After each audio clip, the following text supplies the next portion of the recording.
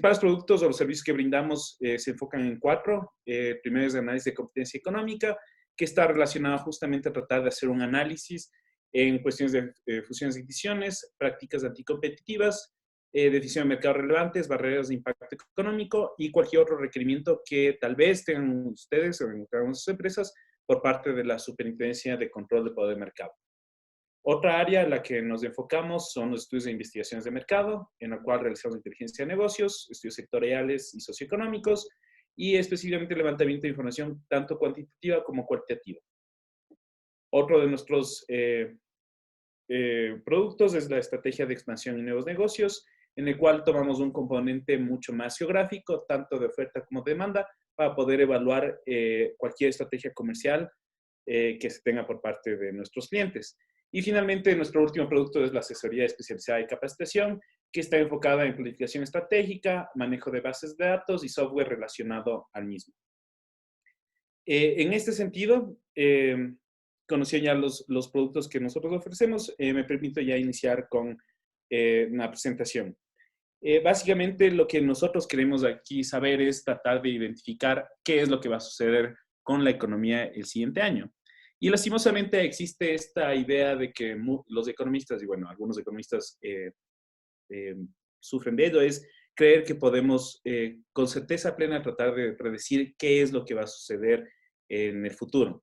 Y la verdad es bastante difícil hacer eso, pero bueno, tratar de entender estos elementos es bastante complejo, más aún conociendo todos los elementos que componen un sistema económico. En ese sentido, nosotros tenemos una visión un tanto diferente en la cual nos enfocamos más en tratar de entender o ver cuáles son los elementos precisos y necesarios para tratar de anticipar cualquier evento a futuro. En este sentido, ¿qué es lo que sucede con la economía ecuatoriana? Pues primero, antes que nada, tratar de entender qué es lo que ha sucedido en los últimos años. Este es un gráfico en el cual podemos ver el crecimiento económico del Ecuador. Básicamente es cuál ha sido la evolución del Producto Interno Bruto del país, es decir, todos los bienes y servicios finales que se producen en un determinado año en un país, en este caso en el Ecuador. Y al ver la evolución del Producto Interno Bruto, podemos ver que entre el 2014 y el 2016 la economía se contrajo, pasando de una tasa de crecimiento del 4% en el 2014 al cercano al -1, bueno, una contracción en un punto porcentual. Básicamente esto fue el efecto del shock que tuvimos por el decrecimiento del precio internacional del petróleo. Entre el 2016 y el 2018 la economía tuvo un repunte, sin embargo no fueron a los mismos niveles a los que tuvimos en años anteriores o a inicios de la década, y al 2018 nuestra tasa de crecimiento era del 1%. ¿Es esto alto o bajo? Bueno, generalmente con lo que se maneja la regla de oro es que un país o una tasa de crecimiento normal de un país oscila entre el 2 y el 3%. En este sentido, en el 2018 el Ecuador estaba por debajo de esta cifra. ¿Y qué es lo que sucedió el año anterior? Bueno, pues el año anterior todavía no existe una cifra oficial, pero tenemos algunas estimaciones de algunos organismos, entre ellos del Banco Central de Ecuador, el Fondo Monetario Internacional y el Banco Mundial. Para el 2019, lo que está previsto, las estimaciones que se tienen, es que en el peor de los casos, la economía ecuatoriana se contrajo en un 0.5%. Esta es la estimación realizada por el Fondo Monetario Internacional, mientras que en una posición mucho más optimista, la economía todavía se contrajo, pero en un 0.1%. Esta es la estimación que maneja el Banco Central. Y frente a esto, ¿qué es lo que esperan? ¿Qué es lo que estos organismos creen o estiman que va a suceder el siguiente año? En este año, es que la economía va a crecer, no va a crecer a los niveles digamos, normales o los que se manejan realmente, pero no va a seguir en una tendencia decreciente. En este sentido, en el caso mucho más optimista, que es la estimación del Banco Central, la economía va a crecer en un 0.6%, mientras que en el caso más pesimista, que es la estimación del Banco Mundial, la economía va a crecer en un 0.2%. En este sentido, para tratar de entender un poco más qué es lo que va a suceder, no basándose en estimaciones o en pronósticos, lo que nosotros planteamos es tratar de hacer un análisis por partes, es decir, tratar de analizar cada uno de los componentes del Producto Interno Bruto y en función de ellos tratar de estimar si estas proyecciones se van a poder alcanzar. En este sentido, ¿cuáles son los componentes del Producto Interno Bruto de todos los países? Es el consumo de los hogares, la inversión, el gasto del gobierno y las exportaciones netas. En ese sentido, la siguiente parte de mi presentación va a enfocarse justamente en estos componentes. Empezamos primero por el componente de exportaciones netas. ¿Qué son las exportaciones netas? Son todas nuestras exportaciones, todo lo que el Ecuador vende al mundo, menos todas las importaciones, es decir, todos aquellos productos que el Ecuador compra del mundo. En esta parte voy a dividir igual, tratar de hacer un análisis primero de las exportaciones que realizamos o todos los productos que vendemos al mundo y después pasar con las importaciones. En una primera instancia veamos cuál ha sido la evolución de las exportaciones totales. Esta es una serie que va trimestral, que va desde el 2011 hasta el 2019 y en el cual podemos ver algunos elementos. Primero, nuevamente, cerciorarnos de que entre el 2014 y 2015, por efectos de crecimiento en el precio internacional, del barril de petróleo, la economía se contrajo y nuestras exportaciones a la vez se contrajeron, dado que el petróleo es uno de los productos, los principales productos que nosotros exportamos al mundo. A partir de 2015, nuestras exportaciones tuvieron un repunte, como se puede observar, y actualmente en el 2019, hasta el último tercer trimestre del 2019, nuestras exportaciones crecieron. Sin embargo, este crecimiento no llega a ser o no llega a los niveles que teníamos antes de la crisis, o bueno, antes de que los precios de petróleo hayan disminuido. Y una vez entendidas justamente cómo han evolucionado estas exportaciones, y de hecho lo que se prevé es que estas exportaciones en el siguiente año todavía aumenten, es necesario también entender qué es lo que va a suceder con nuestros principales clientes. En este sentido, este siguiente gráfico muestra justamente las estimaciones del Fondo Monetario Internacional de cómo van a crecer algunos de nuestros socios comerciales. Antes que nada, ¿cuáles son nuestros principales socios comerciales? Estados Unidos sigue liderando desde ya inicios de la década, o bueno, desde hace bastante tiempo. Estados Unidos es nuestro principal socio comercial, siendo antes de inicios de la década, donde casi más de la mitad de nuestras exportaciones estaban siendo destinadas, ahora se contrajo a un 30%. La Unión Europea está ocupando un segundo lugar. Sin embargo, en los últimos años, las exportaciones, o bueno, los productos que más hemos vendido han sido ya destinados hacia la región de Asia y el Pacífico.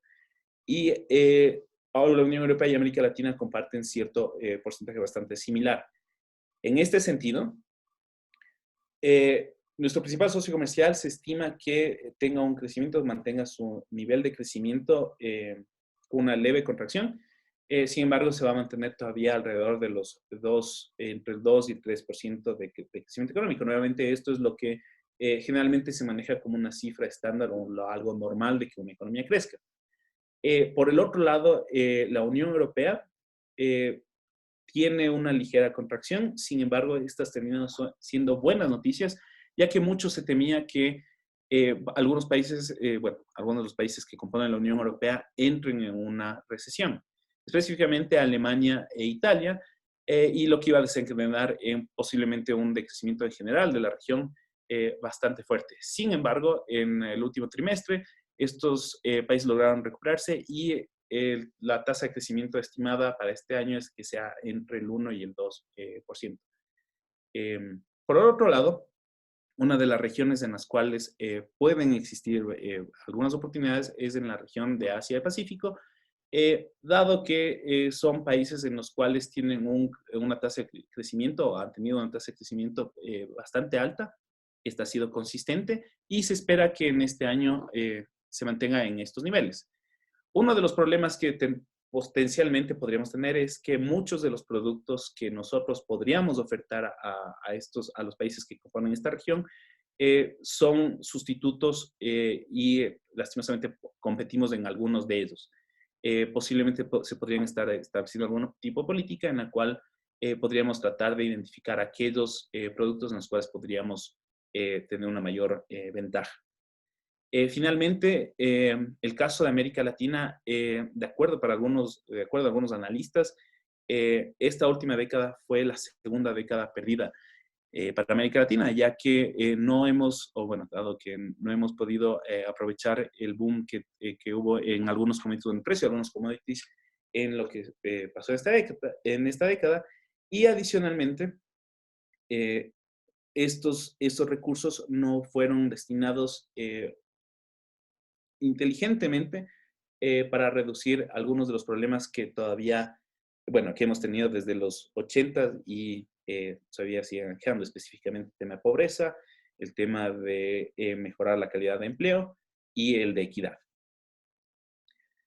Por otro lado, analizando ya cada uno de los productos que nosotros vendemos al mundo, en este gráfico podemos observar que el petróleo todavía sigue siendo el principal producto de exportación, que compone cerca del 50% de nuestras exportaciones totales. En este caso, el tema de petróleo, se estima que no exista un cambio significativo en el precio internacional del petróleo, principalmente por el hecho de que Estados Unidos, uno de los principales consumidores de petróleo, ya es autosuficiente en el mismo. Por el otro lado, el Ecuador tiene una producción mínima en comparación a otros países y nuestra injerencia en el precio internacional también es bastante reducida. En ese sentido, no se puede esperar mucho acerca del tema del petróleo o que nosotros podamos incrementar las exportaciones del mismo o que el precio aumente. Seguido del petróleo está ahora el camarón. El camarón ha tenido un crecimiento significativo en el sentido en que hemos podido nosotros llegar a otros mercados. Hemos podido llegar a otros mercados y las expectativas para el siguiente año es que el sector, que podamos vender mucho más camarón, dada los niveles altos de inversión que han destinado algunas camaroneras, justamente en temas más de tecnificación y que puedan justamente aumentar la producción del crustáceo. En el caso del banano y el plátano, este se ha mantenido en niveles similares, básicamente durante toda esta década, representa alrededor del 20% de nuestras exportaciones totales, y tentativamente en este año, en los fines del año anterior, inicios de este, tuvimos las exportaciones sufrieron de cierta manera, un problema en el sentido más fitosanitario. Específicamente el caso de la mosca joroba en Rusia, siendo Rusia el destino del 30% de nuestras exportaciones totales de plátano. El problema con ello es que emitió algunas alertas también a la comunidad europea y tentativamente pudo haber sido o puede todavía ser un problema a futuro en el cual no logremos cumplir con los requerimientos mínimos fitosanitarios y de salubridad en este ámbito. Esperemos que las negociaciones que se tuvieron a inicios de este año y los acuerdos que se han llegado los podamos cumplir para que este producto no se vea afectado. Finalmente, el último producto, bueno, de los principales productos de exportación del Ecuador, es el caso de las flores naturales y en este, bueno, se estima que han tenido un comportamiento bastante consistente y no se prevé que exista un decrecimiento de las mismas en este año. Algunos de los temas, esos son algunos de los temas específicos de cada uno de estos productos. Sin embargo, hay un elemento que también es transversal y puede afectarnos a todos estos productos que vendemos, y es el caso del dólar.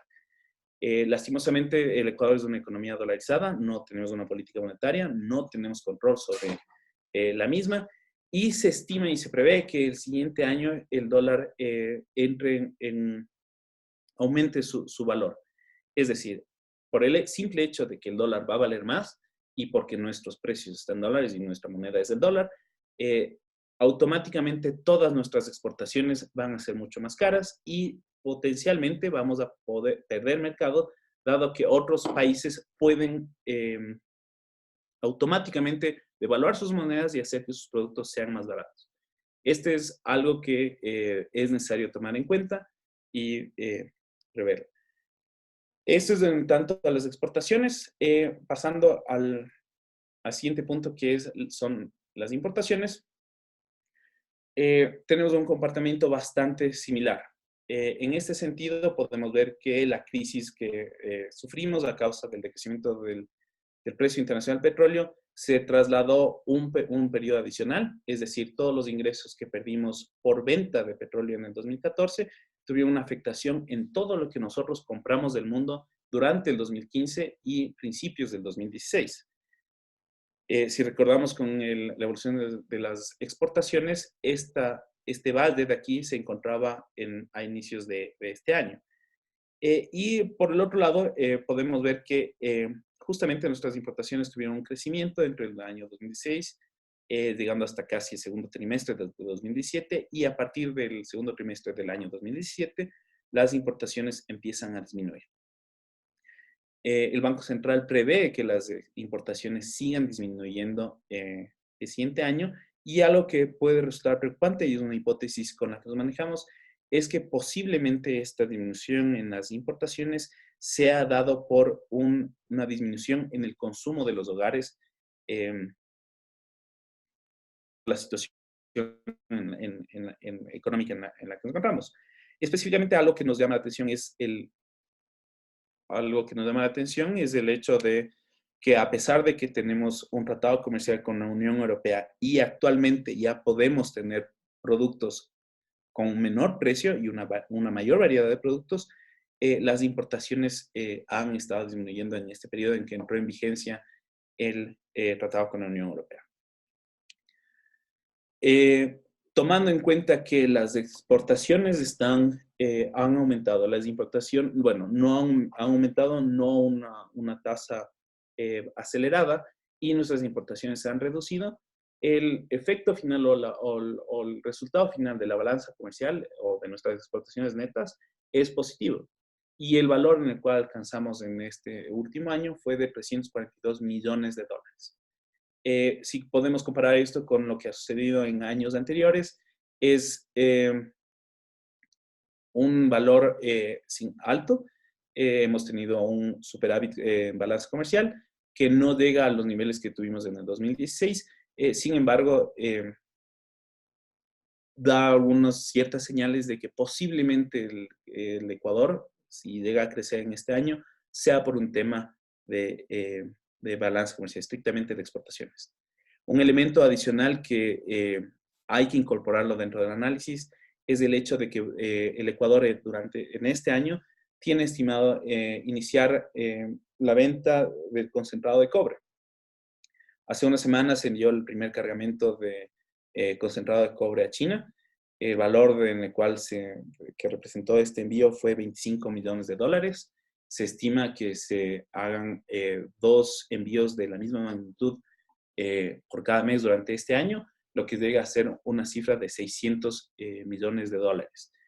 Esto es lo que, asumiendo que se mantienen constantes las importaciones y que las exportaciones llegan a los mismos niveles de 2019, llegaría a niveles mucho mayor, el superávit comercial que tendríamos va a ser mayor. Sin embargo, no necesariamente va a llegar a los niveles que tendríamos en el 2016.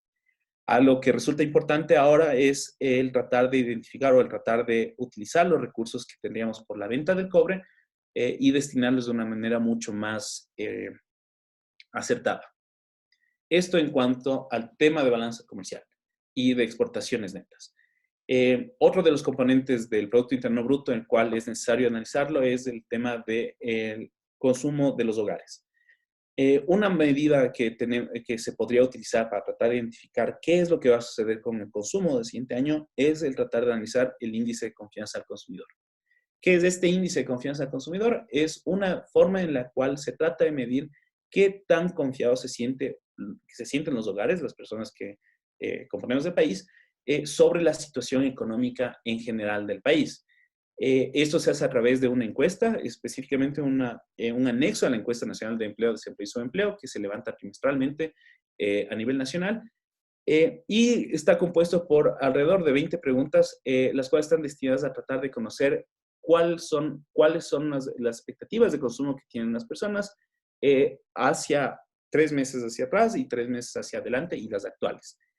En este sentido, un índice de confianza que va entre 0 y 100 puntos, aquel número que sea mayor a los 50 puntos significa que los consumidores tienen una expectativa positiva acerca del estado de la economía del país. Y aquellos valores del índice que sean menores a 50 puntos van a reflejar lo contrario, es decir, una visión mucho más pesimista de la situación económica del país y de cierta manera lo que nos indicaría es que estarían dispuestos a consumir menos. En ese sentido, el siguiente gráfico muestra justamente la evolución del índice de confianza del consumidor entre junio de 2018 y diciembre de 2019, y el cual refleja que en términos generales, entre este periodo de análisis para todas las ciudades, o bueno, para las principales ciudades que están mostradas en el gráfico, los ecuatorianos somos bastante pesimistas acerca de la situación del país, siendo Ambato dentro de este grupo de ciudades que son pesimistas. Ambato son los que tienen una visión mucho más positiva que el resto de ciudades. El caso con el índice más bajo es el de Quito, en el cual una hipótesis se manejaría es el caso de la reducción del Estado, es específicamente el tema de reducción de personal del Estado, que posiblemente haría que este índice sea mucho menor en Quito. En términos generales, podemos ver que para la mayoría de las ciudades el índice de confianza ha disminuido en este periodo. Sin embargo, hay algunos lugares en los cuales es interesante poder ver que ha existido un leve incremento del índice o que se ha mantenido. Específicamente es el caso de Puerto Viejo, en el cual ha tenido un crecimiento de alrededor de unos 10 puntos porcentuales. El caso de Manta, que ha tenido un leve crecimiento, llegando prácticamente a los mismos niveles de diciembre de 2018.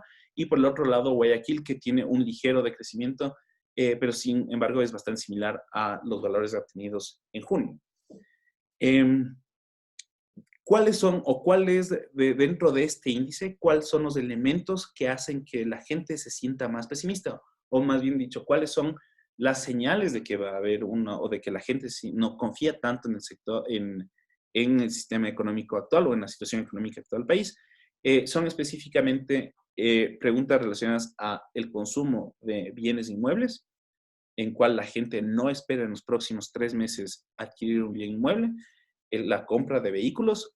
La mayoría de gente, de hecho alrededor del 80% de los encuestados, afirma que no va a comprar un vehículo en los siguientes 3 meses. Y por el otro lado es el tema de endeudarse para el consumo en general.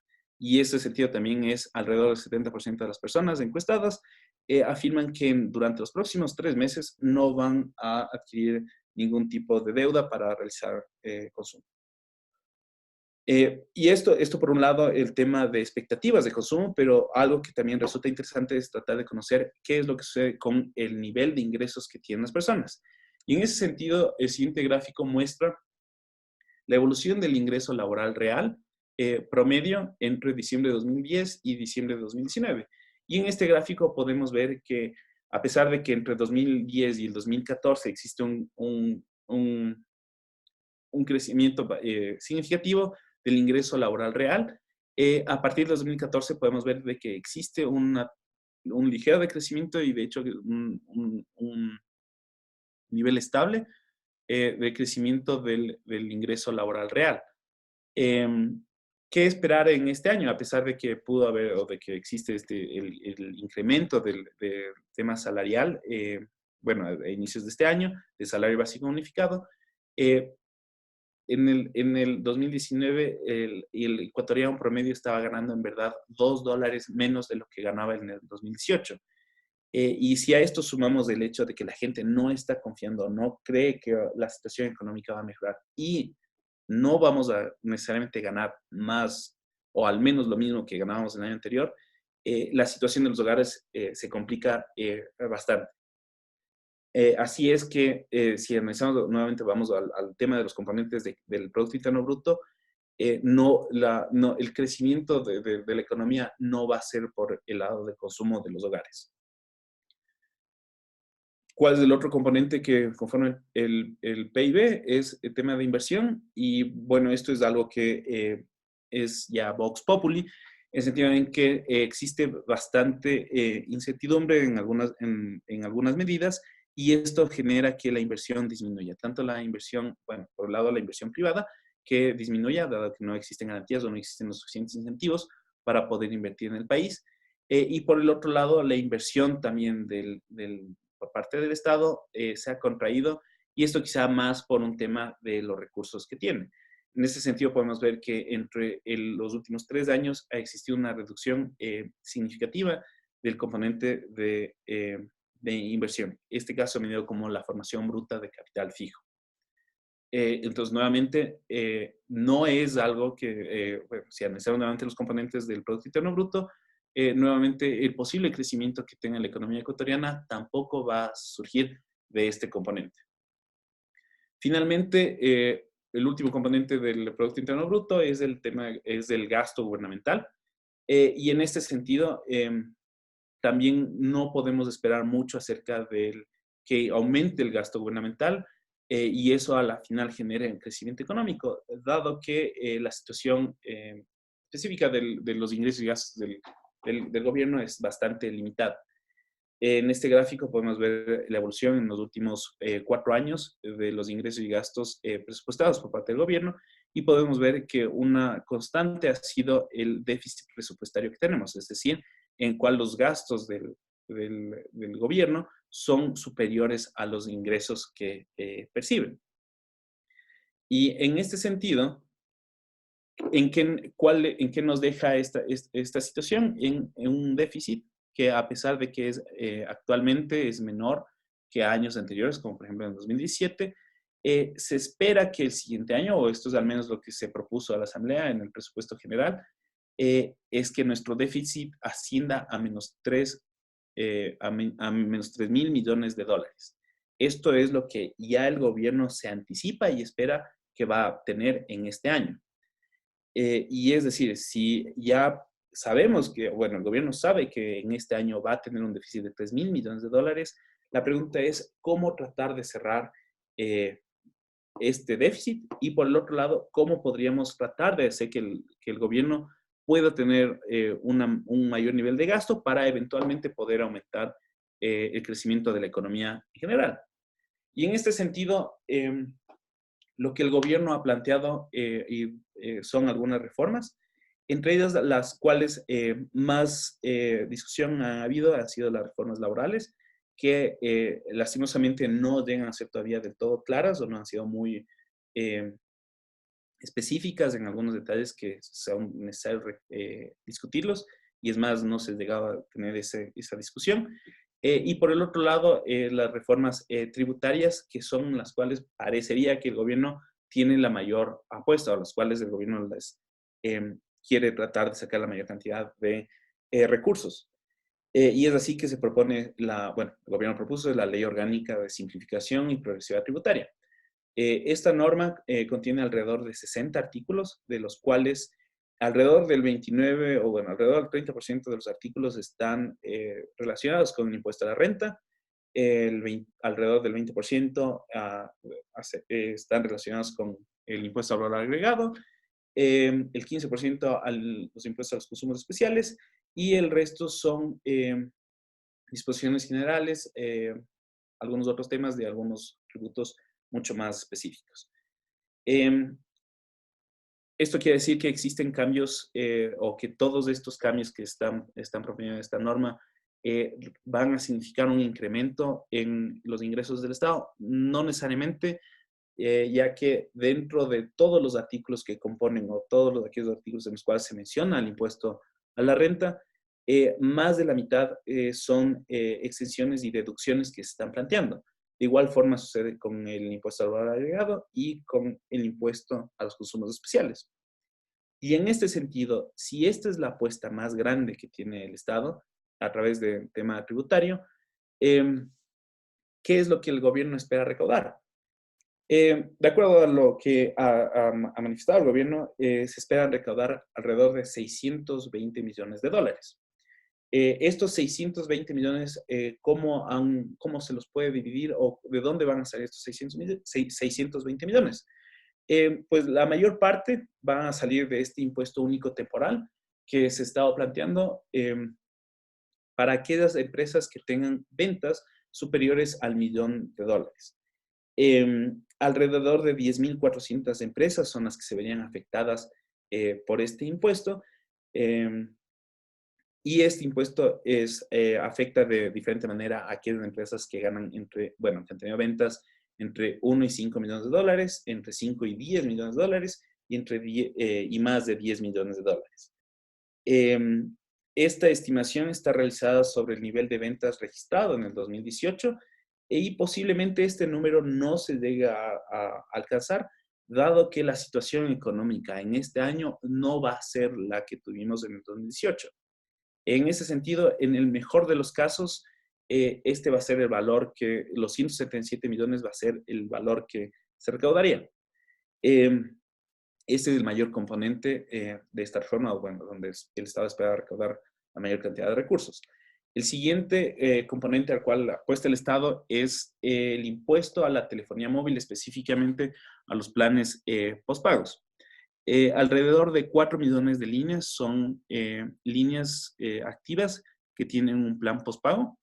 De estas líneas, de acuerdo a datos de la CETEL, más de la mitad tienen un plan de 15 dólares. El resto de planes, el más común es de un valor alrededor de los 25 dólares. Y en este sentido, el gobierno espera recaudar 100 millones de dólares.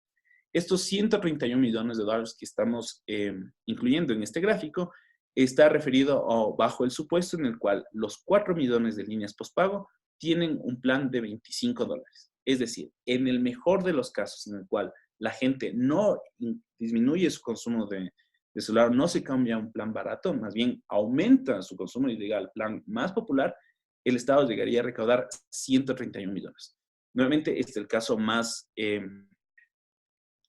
positivo, el más optimista. Otro de los elementos a los cuales el Estado apuesta es el incremento del 11% a la cerveza industrial, el 9.75% a la cerveza en menor escala, y por el otro lado es el impuesto a los servicios digitales, del cual ahora vamos a pagar impuesto a valor agregado sobre estos servicios. En el caso de servicios digitales, el gobierno espera recaudar 20 millones de dólares. Sin embargo, por estimaciones de la CEPAL, en el cual se hace el análisis sobre los servicios de Spotify, Uber y Apple, la estimación de recaudación es de 11 millones de dólares. Y esto igual asumiendo en el cual no van a existir cambios en el consumo de las personas por este incremento en los precios. En este caso sí vale recalcar estas diferencias en el cual posiblemente el incremento del impuesto en la cerveza no necesariamente va a afectar el consumo de las personas, es decir, no vamos a dejar de tomar cerveza por el incremento de este precio. Pero por el otro lado, si analizamos los servicios digitales, tal vez existen algunos otros productos que sean sustitutos perfectos de los servicios digitales a los cuales tenemos y que pueden ser más baratos. Y al ser más baratos, vamos a disminuir nuestro consumo de estos servicios. Por ejemplo, si la gente no desea pagar Netflix por este incremento del impuesto, posiblemente podamos llegar a que nuevamente volvamos a alquilar nuestras películas, a comprar nuestras películas en estas tiendas de DVDs piratas. O por el otro lado, volver a dejar de usar Spotify y empezar a comprar igual CDs en MP3 o descargarnos de otras páginas. Y eventualmente esto haría que la recaudación no llegue a los 20 millones de dólares que lo espera el gobierno, ni posiblemente a los 11 millones que más conservadoramente lo plantea la CEPAL. Otro de los componentes es referente al impuesto a la renta, en el cual el Estado espera que, dado que ahora las personas que ganan más de 100 $100,000 no pueden realizar algunas deducciones, el gobierno espera que en el 2021 se lleguen a recaudar 41 millones de dólares derivados justamente de esta limitación que ahora se impone. Sin embargo, simplemente para completar este ejercicio, vamos a asumir que esos 41 millones de dólares se los puede recaudar en este año. Finalmente, otro de los elementos que se ha discutido bastante es el impuesto que se espera poner a las fundas plásticas, que son 10 centavos por cada funda plástica. Esto, más allá de un tema más tributario, de tratar de sacar recursos, es capaz un poco más de enfocado hacia un tema de conciencia ambiental. Y estos son los principales tributos en los cuales el Estado está apostando, y queda unos 222 millones de dólares que a la final no es muy claro dónde van a ser obtenidos estos recursos. Sin embargo, asumiendo de que en verdad estos 222 millones de dólares se los va a obtener, la realidad es que no va a llegar a tratar de cubrir el déficit fiscal que ya estamos anticipando, o bueno, que el gobierno nos anticipa. Básicamente, en el mejor de los casos, en que en verdad el gobierno pueda recaudar los 620 millones de dólares por esta reforma tributaria, se llegaría a completar una quinta parte del déficit fiscal que a inicios del año se planteó el gobierno. Si esa es la realidad, en el mejor de los casos, ¿qué es lo que queda para tratar de cubrir este déficit, o qué es lo que queda para que el gobierno pueda tener mayores ingresos? Lastimosamente, quedan muy pocas herramientas de política económica populares que se puedan manejar. Y si no existen estas medidas, si las únicas medidas que quedan son las que no son populares, lastimosamente vamos a tener que prever eventos sociales como los que vivimos el año anterior, específicamente los de octubre. Aquí podemos ver la evolución de las ventas en dólares reales grabadas con IVA al 12%. Y aquí es interesante poder observar que efectivamente en octubre del año anterior, las ventas registradas con IVA al 12% tuvieron un decrecimiento, cual es completamente diferente al comportamiento que tuvieron las ventas al mismo nivel en años anteriores. Por otro lado, es interesante analizar que en general las ventas grabadas con IVA al 12% fueron menores que las del año 2018. Bueno, y no menores a las del 2018, pero mayores a las del 2017. Tuvimos una ligera recuperación en noviembre del año anterior, y esto ya tiene un comportamiento similar a años anteriores. En este sentido, aquí podríamos tratar de inferir cuál fue el costo que generó el paro en la paralización de 11 días que tuvimos en octubre sobre la actividad económica.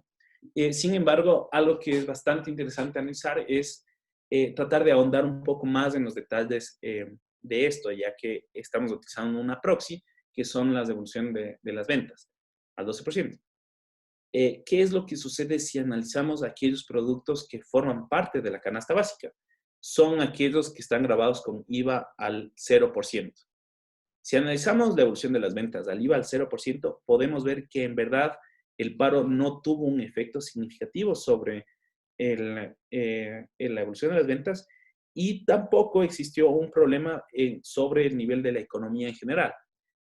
Aquí podemos ver que en la evolución de las ventas de IVA 0% ha sido mayor en el 2019 que en el 2018 y en el 2017. Es decir, a priori podríamos ya hacer una inferencia de que estos productos no fueron afectados. Es decir, la gente seguía consumiendo, las ventas registradas con IVA 0% no se vieron tan afectadas como aquellos productos y servicios que graban IVA al 12%. En este sentido, tendríamos que tratar de identificar cuál fue en verdad el nivel de ventas que debíamos haber esperado en octubre de 2018 para poder tratar de tener un valor mucho más cercano a la realidad. En este sentido, la propuesta que nosotros realizamos es tratar de tener una inferencia de cuál era el valor esperado de ventas reales en octubre del 2019. Y en ese sentido lo que realizamos fue tratar de descomponer los componentes cíclicos de la tendencia. Y vamos a tratar de manejar únicamente con la tendencia. ¿A qué me refiero con estos componentes cíclicos? Erróneamente nosotros podríamos estar haciendo un análisis comparando entre meses cuando existe un pico en las ventas por un determinado mes o por algún tema que se vuelve cíclico. Específicamente, o como a manera de ejemplo, el tema de ventas en diciembre, en el cual todos los años existe un pico de ventas, y si comparamos las ventas de enero con las de siempre, nunca vamos a tener crecimiento, ya que por el simple hecho de que es algo cíclico, de que siempre en diciembre se vende más, eh, vamos a tener una estimación errónea. Y por el otro lado, si comparamos con meses anteriores, podríamos tener o podríamos caer en el error de asumir de que el nivel de ventas que íbamos a tener en este año va a ser el mismo del año anterior. En este sentido, podemos ver en este gráfico, la tendencia de ventas del IVA 12% es lo que nos va a terminar definiendo, o bueno, nos va a dar un valor estimado, aproximado, de cuál debió haber sido el nivel de ventas en octubre del 2019. Es así que hemos planteado dos escenarios, uno en el cual es mucho más optimista que el otro, y bueno, el otro es un poco más conservador. Aquí podemos ver la línea azul más oscura es el nivel de ventas de IVA al 12%, esto igual en valores reales. La línea con un azul más claro es el nivel de ventas en 2019, y aquí nos planteamos tres escenarios. El primero, el azul más oscuro, es justamente el valor real. Esto es lo que se registró por parte del Servicio de Rentas Internas, de que las ventas en octubre del 2019 llegaron a los 7.986 millones de dólares. Nuevamente, esto es una diferencia de alrededor de 1.000 millones de dólares con el año anterior, y esto es alrededor de 1% del Producto Interno Bruto. ¿Quiere decir que el costo del paro fue del 1%? No, ya que nuevamente no podemos comparar un año que fue relativamente malo con uno en el cual fue relativamente bueno. Y es así que planteamos estos dos escenarios. El uno, en el cual asumimos de que tenemos la tendencia de octubre de todos de esta serie anterior, en el cual se estimaría que las ventas hubiesen alcanzado los 8.377 millones de dólares, y por el otro lado, usando la tendencia del año, en el cual el valor de las ventas sería de 8.277 millones.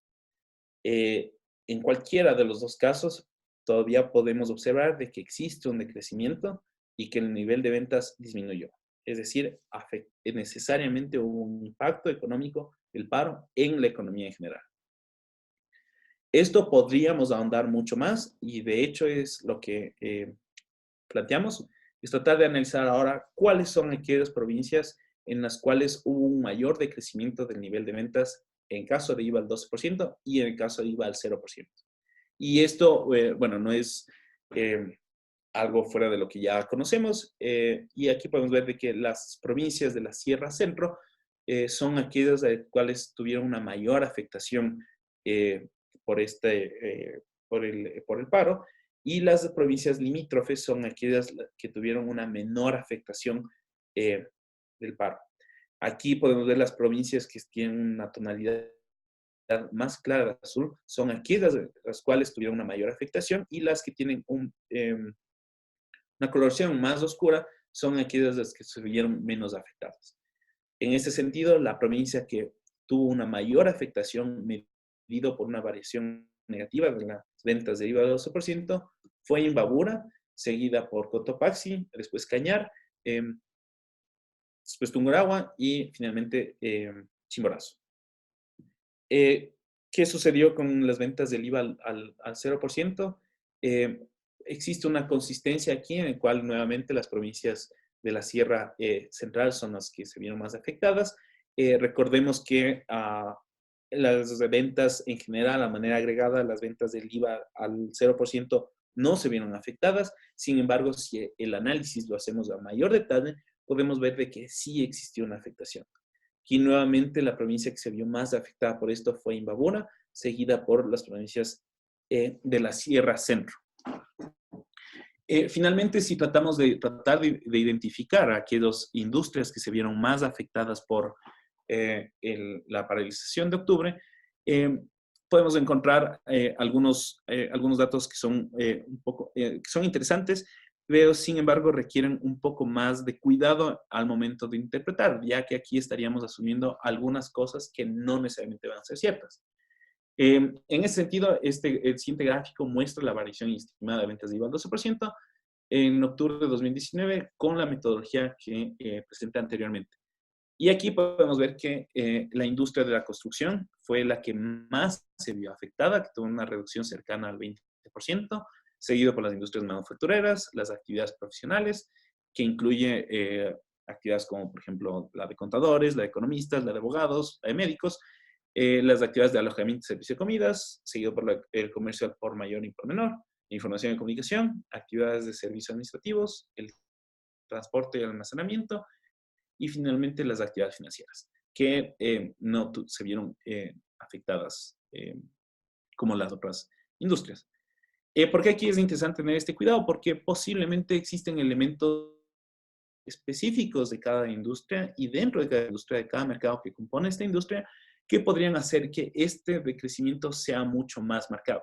Es decir, si ya sabíamos, o bueno, si ya la construcción tenía un decrecimiento, una contracción, el efecto del paro no se puede atribuir todo este decrecimiento al hecho de la paralización de octubre.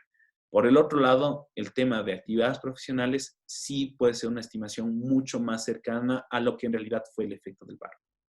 Esto en cuanto a ventas registradas de IVA al 12%, y en cambio para el ventas podemos ver una situación bastante similar. En este sentido, la industria que más se vio afectada o el sector económico que se vio más afectado fueron las actividades de los hogares como empleadores. Es decir, son todas aquellas personas que ofrecen ofertan su trabajo para vender, por ejemplo, productos agrícolas. Yo los voy y los vendo en un mercado. O por el otro lado, somos amas de casa. Y en ese sentido, las provincias de la Sierra Centro son aquellas en las cuales se concentra la mayor actividad de los hogares como empleadores. Y recordemos que estas son las personas que por otra, son las provincias en las cuales hubieron mayores movimientos sociales o en las cuales hubieron mayor nivel de agitación social. El siguiente industria que se vio más afectada fue la explotación de minas canteras, seguido nuevamente por transporte y almacenamiento, las actividades de turismo, que es alojamiento y servicio de comidas. Nuevamente aparece la construcción, seguido por la información y comunicación, actividades inmobiliarias, actividades profesionales científicas y técnicas, artes y recreación, y finalmente la agricultura. Nuevamente, en este sentido, no podemos ahondar mucho más en el detalle. Sería interesante ahondar mucho más en el detalle de cada uno de estos sectores. Sin embargo, aquí nos vemos enfrentados a la limitación de la información presentada por el Servicio de Rentas Internas, el cual no permite que el análisis sea mucho más específico. Sabemos y somos conscientes de que existen elementos particulares dentro de cada sector y dentro de cada mercado que compone cada sector que harían que esta estimación sea mucho más robusta para tratar de identificar en verdad cuál fue el costo de estas movilizaciones sociales en cada uno de estos mercados. Así he llegado al final de mi presentación.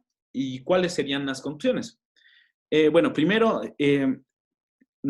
a partir de estos resultados y las estimaciones de la mayoría de las organizaciones internacionales y del propio Banco Central, es que se espera que el Ecuador en este 2020 tenga un crecimiento mínimo.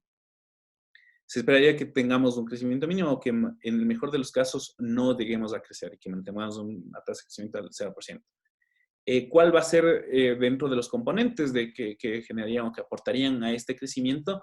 Se espera en verdad bastante de la balanza comercial, es decir, de lo que vendamos nosotros al mundo, más aún si vamos a importar menos y tenemos la esperanza de que se pueda exportar más con la ayuda del concentrado de cobre, quizás el crecimiento, el mínimo crecimiento económico que tenga la economía sea por este lado. Por el resto de componentes, la verdad, no se esperaría que exista un nivel de crecimiento significativo, ya que primero los hogares tienen unos niveles bastante bajos de confianza en la economía en general. Y por el otro lado, el Estado no está en la posición de tratar de invertir más o incrementar su gasto para que exista crecimiento económico. Y si a eso ahondamos que las medidas que tiene el Estado es aumentar la presión fiscal y si no, y en el mejor de los casos, este incremento en los tributos no van a ser suficientes para que el Estado reduzca su déficit, la opción que van a quedar son estas alternativas de política económica que son mucho menos populares y que posiblemente esto pueda desencadenar en nuevos problemas sociales vinculados a estas medidas económicas. En este sentido, a pesar de presentarles que el panorama no es de lo más alentador para este año, por el otro lado podríamos esto verlo como una oportunidad para que nuestras estrategias o las estrategias que implementemos en cada una de nuestras empresas sean lo más eficientes y eficaces posibles, para poder tratar de disminuir la incertidumbre que generaría este panorama económico.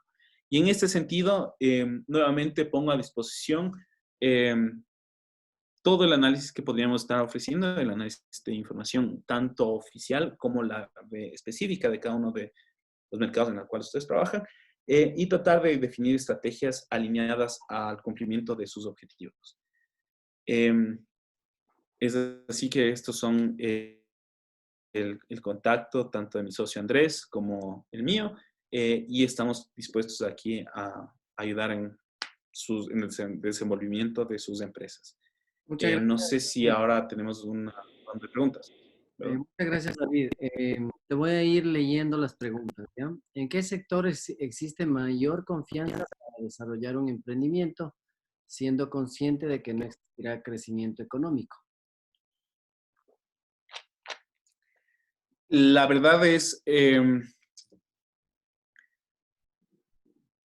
llegar a definir un sector en el cual exista mayor confianza, puede ser erróneo el que yo diga un sector, pero se podría realizar el análisis para identificar aquellos sectores en los cuales, basados en la tendencia anterior, podría haber menor afectación por el ciclo económico. Es decir, potencialmente lo que quisiéramos es tratar de identificar aquellas industrias o aquellos productos en los cuales las ventas aumentarán por el hecho de que la economía va mal. Por ejemplo, suponiendo que podemos comprar o mantequilla o margarina, siendo mantequilla un bien mucho más caro que la margarina, pero los dos son sustitutos, en una época de contracción económica, posiblemente las ventas de mantequilla van a disminuirse, pero las de la margarina van a aumentar simplemente porque la gente va a acceder a un recurso que sea mucho más barato. Eso es un análisis que se podría realizar. Sin embargo, con la información de manera tan agregada, no me atrevería a decir en cuál sector en específico o el mercado en específico que podría hacer. Eso sí requeriría un análisis y, de hecho, estaríamos gustosos en dialogar para ver si podemos identificar estos sectores. Sí, es una muy buena pregunta. ¿Alguna otra pregunta? Aquí hay otra. ¿Qué sucede con el empleo en el Ecuador, de forma general? Bueno, mucho se ha hablado del tema de empleo y de hecho es una pregunta que la recibimos constantemente y de hecho la pregunta específica es ¿cuál es la tasa de desempleo o de empleo real? En este sentido, lastimosamente, no se puede tratar de identificar una tasa de empleo real o un desempleo real, ya que siempre, o bueno, y es que sucede en todos los países, nos basamos estrictamente en las fuentes oficiales, ya que resulta muy caro para las personas y las empresas en general el tratar de levantar una encuesta de la magnitud que requiere eh, realizar estas encuestas. En ese sentido, se ve que existe que se ha mantenido el empleo en las principales ciudades y en el país en general. El desempleo igual se ha mantenido, pero algo que ha sido una constante en los últimos 10 años es el subempleo. Y esto posiblemente sea un problema mucho más fuerte y que de hecho demuestra problemas estructurales de la economía que el enfocarse estrictamente en el desempleo. En ese sentido, ¿qué estamos hablando de subempleo? Es acerca de la calidad del trabajo. Y esto posiblemente sea algo en lo cual deberíamos enfocarnos, o en el cual el gobierno y las empresas deberíamos enfocarnos mucho más, porque posiblemente este sea algo más relevante que el estar hablando de desempleo, tanto por un tema de magnitud, ya que es la mayor parte de la población económicamente activa se encuentra subempleada, que la desempleada. Las perspectivas, ¿cuáles son? Lastimosamente, una de las otras preguntas que compone el índice de confianza consumidor es justamente las perspectivas de tratar de o mejorar la situación laboral o encontrar un puesto de trabajo. Y en este sentido, pues, lastimosamente, la mayoría de personas, alrededor del 60% de las personas encuestadas, eh, no creen que va a ser así. La penúltima. No sé si... Sí, sí, aquí tengo la penúltima pregunta. ¿Cuál sería una alternativa para cubrir ese déficit fiscal? ¿Qué tiene el gobierno para hacer?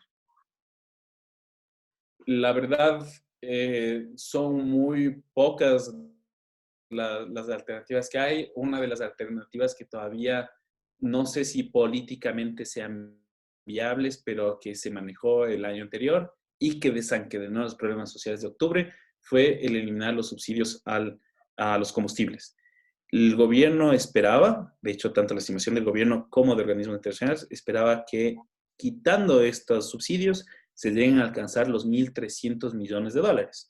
Nuevamente, esto no es un valor que necesariamente va a cubrir este déficit, pero sería una ayuda junto con las ventas esperadas de cobre. Eh, lastimosamente, no es ya una cuestión estrictamente técnica, sino política, y creería que son las que podría estar analizando el gobierno para tratar de disminuir este déficit. Tenía una más, pero esta está buena. El tema del coronavirus, ¿cómo afectaría las exportaciones en la balanza comercial?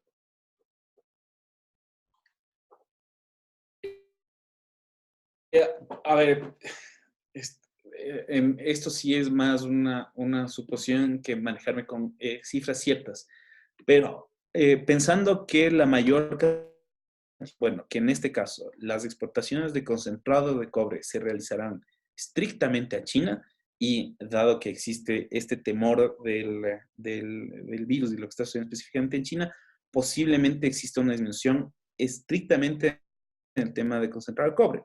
Por lo tanto, lo que esperaríamos de vender nosotros a China, el cobre a China, capaz se reduzca. A la vez, tenemos información de que en algunos sectores también han existido ya pérdidas justamente por eh, este tema, que es estrictamente el tema de las flores, que aparentemente no lograron enviarse para las celebraciones del Año Nuevo Chino. Y sí, es algo que en verdad es preocupante y que posiblemente sí va a tener un efecto mayor o sea, un efecto negativo mayor en la perspectiva de la economía del Ecuador en este año. Ok, David, la última pregunta. Con esta nos despedimos. De todos los 6, 7 variables que mencionaste, ¿cuál es la variable que puede impactar más en las empresas?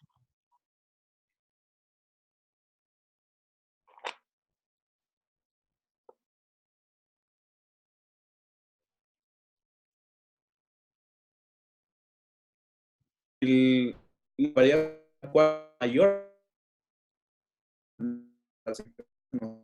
sino la economía como un todo, es la confianza en los consumidores.